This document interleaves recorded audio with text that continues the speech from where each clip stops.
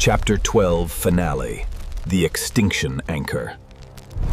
With the resonance blackout throttled, the final synchronization began. They locked the frequency inversion matrix directly into the subatomic bedrock, preparing. The anchor engaged. A supreme wave of neutralizing energy. But the Empire of Soot made their suicidal last stand, deploying Extinction Heavy Walkers, the Eastern Final assault. The Eastern machines striking the primary frequency conduits, trying to sever the Extinction Anchor from the inside out. Primary power lines are severed. Hostiles are targeting the anchor core. Frequency stabilization is dropping below threshold. Close quarters carnage at the base of the Spire. White chrome squads defend the Extinction Anchor with their lives. The siege knew no bounds. They sacrificed their own armies, determined to drag the entire continent back into the void of the frequency extinction. Golden EMP pulse.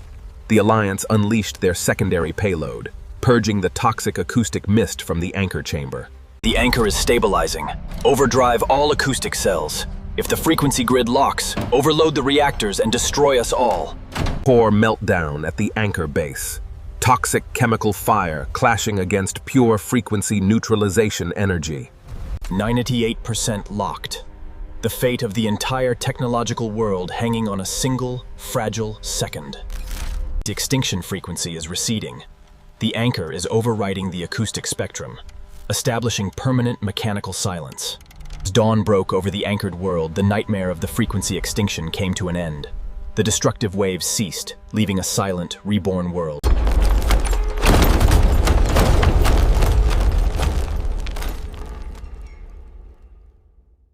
Communication nodes were vital, keeping the localized Martian colonies synchronized with the central mainframe ships. Backup networks were activated across all quadrants, forcing the Matrix to maintain pressure despite external threat. The survival of the Vanguard relied entirely on these hidden sanctuaries of ice. Silo breach in Sector 4.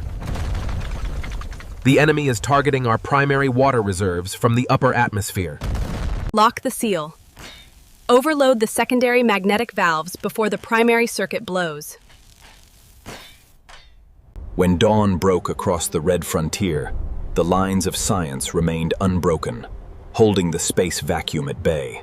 The siege sequence was absolute, coordinated across multiple automated divisions to strike the core grid simultaneously. Move through the blind zones. The quantum sensors cannot track our armor through the heavy sand fallout. Load the secondary combustion payload. Target the primary dome support arches. The mechanical squadrons deployed. Iron monsters fueled by chemical fury charging directly into the western perimeter. Total impact. The defense forces answered with absolute force, detonating the Iron Vanguard in a single second. The weapon is obsolete. The chemical dust is dissolving the internal quantum fuel rods. Fall back to the trench. The outer lines collapsed. The Iron Hunters reclaimed the canyon floor, forcing a total blackout across the sector. Signal is blinded. The chemical cloud has blocked our connection to the mainframe ship. We are entirely isolated. Quantum discharge. The West answered with absolute fire, vaporizing the landing Vanguard in a single blinding instant. They think their orbital grid makes them kings of space, but the Earth still belongs to the elements. Release the secondary reserves. If they want total war, then we will poison the sky until their new sun goes dark forever. The sky was poisoned. The chemical armada launched its final deterrent, preparing to choke the quantum eyes of the West. When the sun broke through the fallout, nothing remained but a landscape of displacement glass and chemical. The quantum frontier ended not in victory, but in a divided world. A cold peace maintained by the fear of absolute global extinction. They built their peace on atoms and chemicals, but they forgot that the core. The Extinction Anchor locks the frequency spectrum. Choose your faction in the comments below. Subscribe to unlock Chapter 13. The interception was live. The Eastern remnants deployed their fastest tactical aircraft to breach the Western airspace grid. Flood the secondary combustion pipes. Push the speed past the absolute line of structural tolerance. Barrier breached. The chemical vanguard pierced the invulnerable Western shield with raw, mechanical force. A catastrophic strike.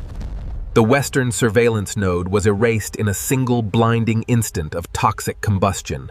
When the smoke cleared, the frontier was compromised. The lines of current had snapped, leaving the Western capital exposed to the incoming shadow. Orbital telemetry stabilized. The Space Vanguard secured the planetary perimeter, prepared to deploy the next matrix node. A multi-dimensional core framework operating independent of external mass, creating an invulnerable energy shield across the installation. Subterranean contact. The enemy has bypassed our geological scanners, breaching the perimeter defense lines from below. Engage the primary kinetic anchors. Drive the vanguards directly into their central communications grid. The shadow of the old world occupied the cosmos, a monumental testament to mankind's refusal to perish in the ash. Production lines were overcharged, mass-producing the specialized combustion munitions required to neutralize the Western code fields. The refinery tower is compromised. Toxic fluid has breached the clean water line. Containment is failing. The extinction frequency authorized, mapping the entire planetary grid to silence the acoustic shockwaves once and all. Hold the lower vaults. The Extinction Anchor is reaching 100% synchronization. Direct hit on the Mecha leader. The invading division is completely neutralized as the frequency solidifies. Extinction Anchor sequence complete. Primary frequency spectrum locked and silent. Total sector secured under Alliance jurisdiction. When the sun broke through the radioactive haze, the front line of reality stood victorious. The Extinction Anchor achieved absolute phase lock. Chapter 12 concludes, securing the silent future for eternity.